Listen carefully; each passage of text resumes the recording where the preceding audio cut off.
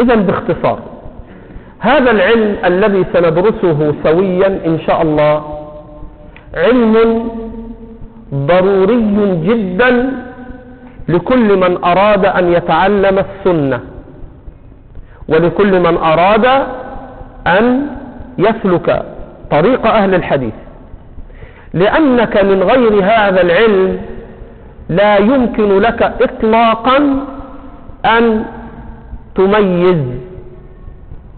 جانا خطيب هنا في يوم خطبة جمعة، وكنت حاضرا هذه الخطبة، وجي صعد المنبر هنا عندنا وخطب الجمعة، وبنى الجمعة على حديث زعم أنه رواه البخاري.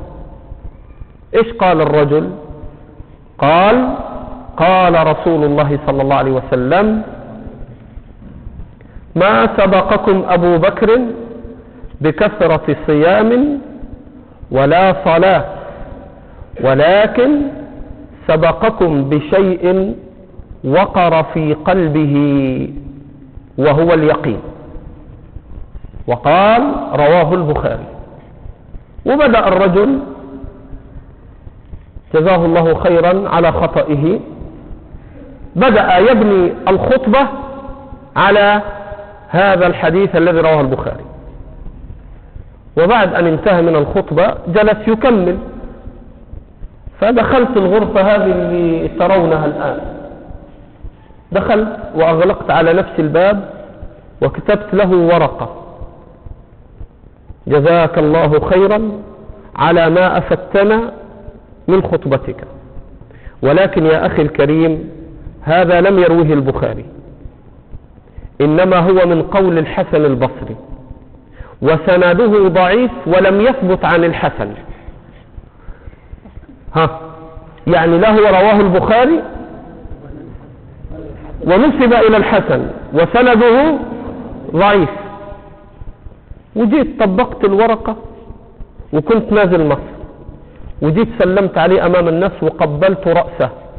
ما أنت في الزمن ده علشان الناس يقبلوا الحق منك لابد أن تقبل الرأس، وإلا أقصد كن رقيقا لينا كما قال تعالى: فقولا له قولا لينا، بغض مع الفارق: وما كان الرفق في شيء إلا زانه، وما نزع الرفق من شيء إلا شيء. وجئت وضعتها في يده، سلمت عليه من غير ما أحد، وقبلت رأس الشيخ وخرجت. فيبدو أن القبلة قد أثرت في قلب الرجل، فلما خرجت فتح الورقة علنا أمام الناس وقرأها وقال: يا أخواني أنا مخطئ، أنا سمعت واحد بيخطب بيقول رواه البخاري. من أين أتي هذا الرجل؟ من عدم علمه بالحديث. لذلك الأمر خطير جدا. ولذلك ماذا قال صلى الله عليه وسلم؟ من كذب علي متعمدا، حديث الصحيحين: من كذب علي متعمدا فليتبوأ مقعده من النار. وأنا أسأل الآن: من كذب علي متعمدا فليتبوأ، من كذب علي فليجعل لنفسه وليهيئ لنفسه موضعا في النار. لماذا يستحق الكاذب هذا الإيعاد الشديد؟ أتدرون لماذا؟ لأنه ادعى شرعا من قبل نفسه على الله، ادعى شرعا من قبل نفسه على الله، لأن كلام النبي صلى الله عليه وسلم تشريع، وليس لأحد أن يشرع شيئا دون الله ورسوله، لا كرسي ولا مجلس.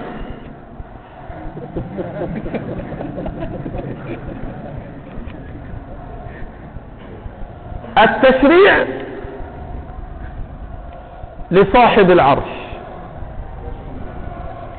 إن الحكم إلا لله، أمر أن لا تعبدوا إلا إياه، ذلك الدين القيم. تقول انت قال رسول الله، تكذب عليه وتنسب إليه ما لم يقل، فقد شرعت.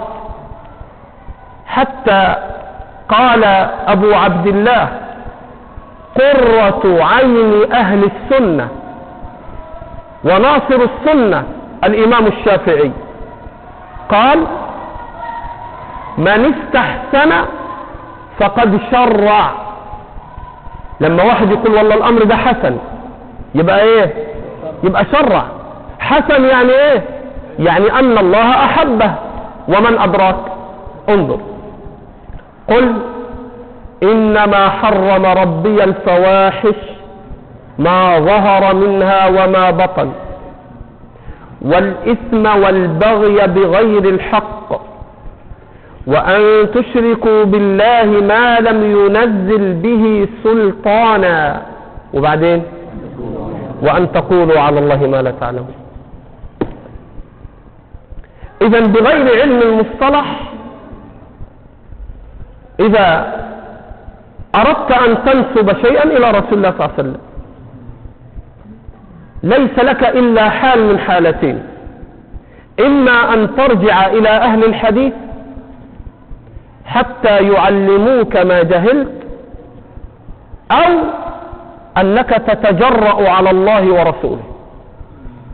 ولذلك أخرج الإمام مسلم في صحيحه في مقدمة الصحيح قال: من حدث عني بحديث يرى أنه كذب فهو أحد الكاذبين، أو قال فهو أحد الكاذبين، اختلفوا في ضبطها، فهو أحد الكاذبين أو فهو أحد الكاذبين، أو كما قال صلى الله عليه وسلم.